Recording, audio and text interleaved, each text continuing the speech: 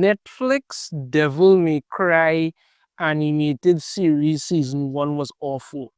It was just absolutely awful, terrible garbage.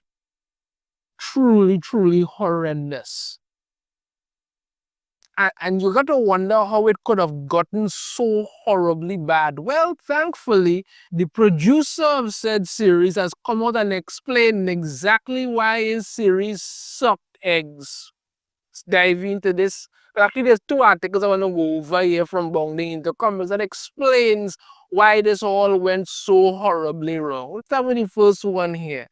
Netflix's Devil May Cry producer says animated series takes cues from Christopher Nolan's Batman trilogy. He didn't make any wild changes or anything, but he's setting it in the real world. Well, that's a bold-faced lie, but let's get into this. According to producer Adi Shankar, Netflix's upcoming animated take on Devil May Cry takes heavy inspiration from Christopher Nolan's famous cinematic Batman trilogy, particularly in how its portrayal of Dante and his demon-infested world does not go wild with its changes. You see, right there, in what you're talking about. You're trying to compare this to Christopher Nolan's Batman, and this couldn't be the furthest thing from that. But this is what they try to do, so let's continue. Shankar, who is responsible for such video game adaptations for Netflix as Castlevania, which actually wasn't awful. It was certain parts of it was really good. Castlevania Nocturne. I watched the first season, realized I was total and absolute and utter shit, and I never bothered again. And Captain Laserhawk, a Blood Dragon remix. I haven't watched that, so I can't say. Providing his insight into his next project while speaking with Games Reader. Pressed by the outlet as to what he hoped fans, both new ones coming in with the series and those who have rocked with Dante since his debut in the original Devil May Cry, would get out of the animated experience, the producers asserted the same thing for both: unity, harmony. You know, it's really just an understanding that we are, as adults, attempting to reclaim what it is that we lost as children, and realize that we're all doing that. All whatever billion of us on the planet, we're all doing that. We're all attempting to regain what we lost as children. And some of us are more conscious of it than others. Huh? But this is something that should bring us together as a species. Like we're all going through the same thing. It's just, treat each other with kindness, because the villain of your story is the hero of their own story. The hell does all of that even mean? He literally said nothing there. Imagine ramble off a bunch of crap. That was it. To this thematic end, Shankar then noted that this attempt at frank realism was inspired by none other than the aforementioned Nolan's handling of the Caped Crusader. The show was inspired by Christopher Nolan's Batman trilogy because it's Batman. It's the Batman He didn't make any wild changes or anything, he asserted, but he's setting it in the real world, right? It's not in this Tim Burton world. It's not in this Joel Schumacher world. It's not in a cartoon world. It's in the real world. Except Gotham City isn't real, and that's what's going on. But I don't see the comparison at all. As to why he chose to set the series in the real world, Shankar further explained the reason for that actually is the Devil May Cry franchise at its core is the characters are all rooted in tragedy. Their backstories are. So I think moving into the real world allowed that tragedy to become even more relatable and even more grounded in reality and grounded in psychological realism. So yeah, first he rambled off a bunch of useless nonsense. Then he said that, he got inspiration for it from Christopher Nolan's Batman trilogy, which makes no sense. And now he's saying that, they all have trauma and tragedy. So that's why he wants to have it grounded in reality. He just keeps explaining why this entire series sucks. That's all. Unfortunately for Shankar, from what fans have seen of the character's animated incarnation, thus far, this attempt to translate a source material accurate Dante into a more heavily grounded setting is shaping up to be less Nolan's Batman and more Paramount's Halo. Yes, yes, that is a very, very good comparison there. Yes, it's more like Paramount's Halo. This is it. That's how bad this was. For the best example of this discrepancy, look no further than the difference in the Son of Sparta's own characterization between the game and the animated series. In the former, as seen in the opening to Devil May Cry 3, while Dante is shown to be somewhat laid back, aloof, and even jovial in his approach to killing demons, his attitude is the result of him being truly aware of the absolute gravity that Sparta's potential returns brings with it. Yeah, that's what I said. I don't mind, like I said in my review, I don't mind Dante being a little bit more laid back, nothing wrong with that. But that's not the character that we got. We got some kind of perpetual man child huffed up on candy. That was what we got. It was absolutely ridiculous. As such, while he amuses himself by treating many of his fights like a big game, he is always ready to lock in at a moment's notice. This is similar to Spider-Man and the way Spider-Man fights. A lot of people think Spider-Man just likes to make wise cracks and talk and stupid jokes and stuff while he's fighting because that's just what he is. No. Spider-Man has a reason for these things. It's to throw off his opponents. The more he does it, the more he goes out of his way to make people more annoyed and angry at him, the more that they lose focus when they fight, giving him an opportunity to take down his opponents and quickly. Yes, he messes with it. That's just so Spider-Man does this stuff, but there is a reason to it. And this is why they always say when Spider-Man stops joking, that's when you know you're in real trouble. However, the same cannot be said of the animated Dante. No, it can't. Right? During a group of when he was after gunning down a group of demons in pursuit of a civilian woman, the half demon hero realizes that he has no follow-up one-liner and thus takes a beat to workshop his post-fight one-liner with his recent rescue. Eventually, he settles on a reference to real-world pop culture, proceeding to taunt his recent skull-faced kills. Man, Skeletor did not hold up since the 80s, before ultimately admitting that the joke was not his best work. It was stupid. Comparing the two, Dante in the games is a cool, calm, and collected individual who uses humor to both enrage his enemies and keep himself entertained and to a certain extent calm, while slicing through countless seemingly unending waves of enemies. On the other hand, animated Dante is simply put a try-hard, more like a man baby, but okay. Rather than any amount of authenticity, this version comes off as doing everything explicitly for the attention. His head seemingly obsessed with the fear that someone might not properly praise him if he doesn't perform in a certain way. All in all, leave it to Shankar to once again misunderstand the basic tenets of the media he claims to be so heavily invested in adapting. Yeah, you don't know what you're doing. You ruin Dante as a character. And that was one of the biggest problems you got in this. Dante isn't Dante.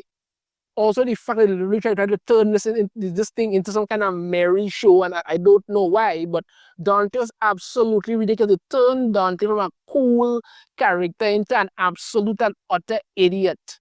But you think they stopped there? No. Like I also mentioned, they also decided, what would be really good? Let's use this series as some kind of political messaging for the invasion of Iraq or some crap like that. Get over this one.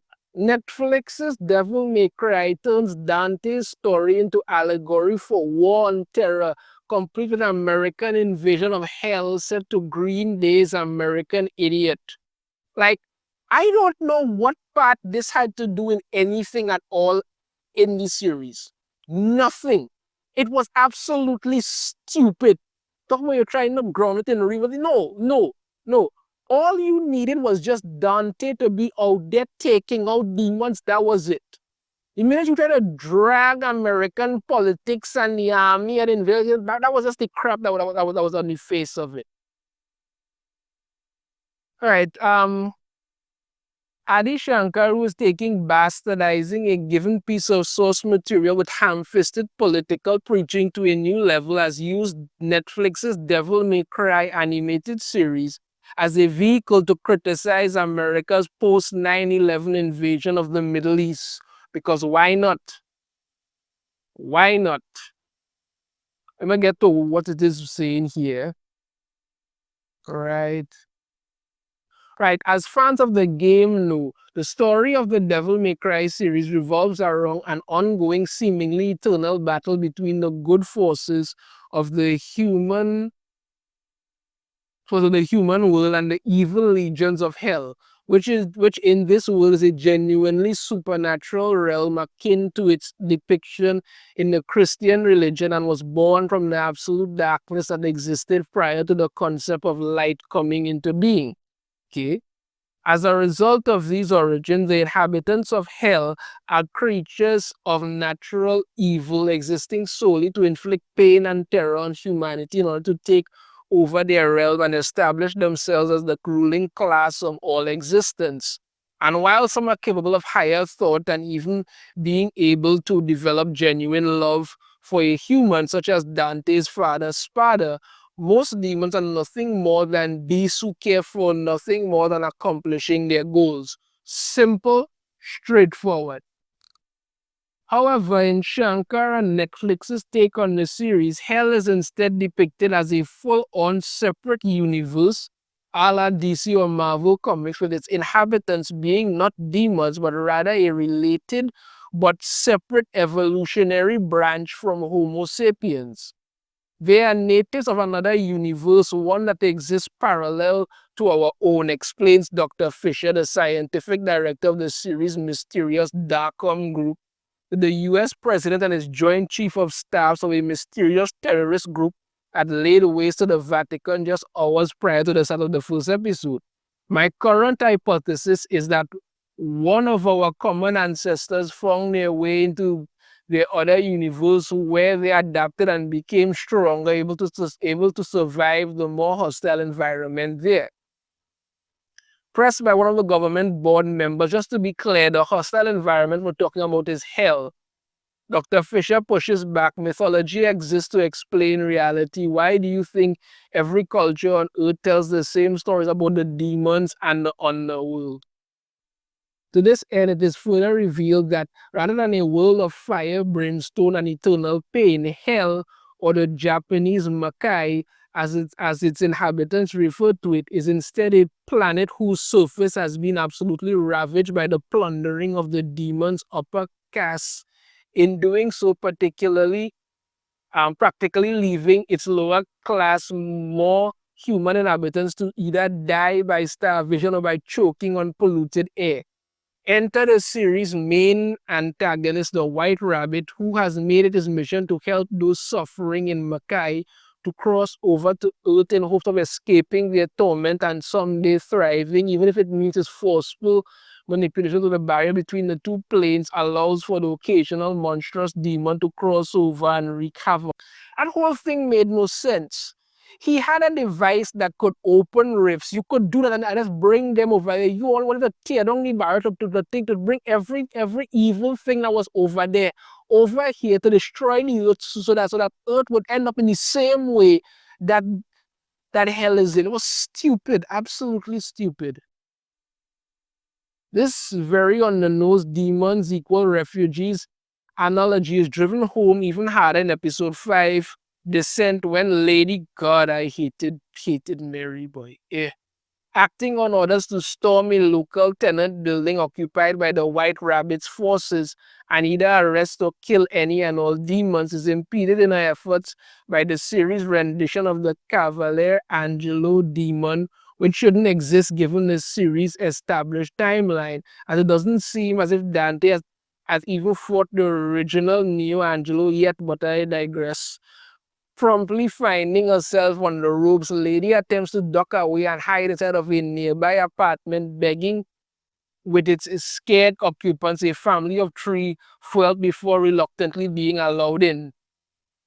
After managing to evade a subsequent sweep of the apartment, look, you see, we must go through the basis of it is that she went in there, found them, get this whole thing, say that, if I found that, not all demons are bad, even though she caused the whole thing with White Rabbit, had that come try to take them try to take them in as refugees, and then the vice president ordered his men to murder them. That was it. That was it. A deeply religious man whose utmost belief amounts to everything according to God's plan, Baines funds the ongoing research into military action against hell under the belief that it is the United States' duty to save the collected souls of humanity by waging the final war against hell itself. Even I, for much of my life, could not comprehend his true plan. The VP pontificates as his plan begins to come to fruition in the season finale. God has never asked us to sit idly by and await his kingdom on earth, but to build it ourselves. Yeah, why not? Yeah, so ultimately getting his hands on the White Rabbit's aforementioned device, Baines proceeds to rip open a tear between Earth and Hell, and that's when a squadron of fighter jets begins raining missiles onto Hell, kicking off a full-on montage set to the tune of Green Day's American Idiot, depicting the American military undertaking a war on freedom era invasion of the alternate universe. Yeah. My fellow American, what I'm about to tell you is going to sound groundbreaking. The fact about it, the whole thing that they announced it, they went in there, they attacked hell, and that's what it was. That's what it was. Yeah. So apart from using this as some kind of thing against the American invasion of the Middle East, which made absolutely no sense. Understand me? You also turn Dante into a perpetual man-child idiot and talk about how, when it's based in the real world and took inspiration from Christopher Nolan's Batman. No, no, you made a crappy, shitty series, and for all your talk about whatever, the fact of the matter is that you don't know how to adapt anything properly. And this is why you keep making crap. But somehow you keep getting work. So you must be doing something right. Let me know your thoughts on this in the comments. If you have a different opinion, I'd love to hear it. If you like it, hit that thumbs up. Subscribe if you haven't already. Ring the notification. You'll be notified every time I put a new video. And I shall see you all next time. Take care.